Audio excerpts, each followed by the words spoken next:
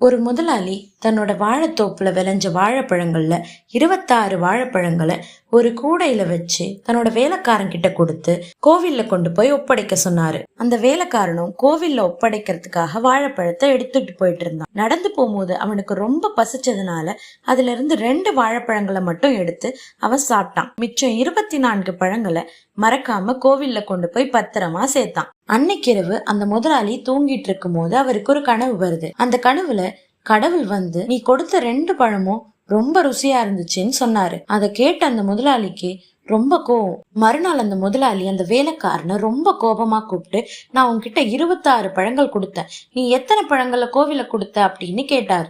அதுக்கு அந்த வேலைக்காரன், மன்னிச்சிருங்க ஐயா, போற வழியில ரொம்ப பசிச்சுது, அதனால 2 பழத்தை மட்டும் நான் சாப்பிட்டுட்டு மிச்சத்தை கோவில்ல தான் கொடுத்தேன் அப்படின்னு சொன்னான். அப்பதான் அந்த முதலாளிக்கு புரிஞ்சுது, அந்த ஏழை வயிற்றுக்கு போன அந்த 2 பழங்கள் தான் உண்மையா கடவுளை சேர்ந்திருக்குன்னு.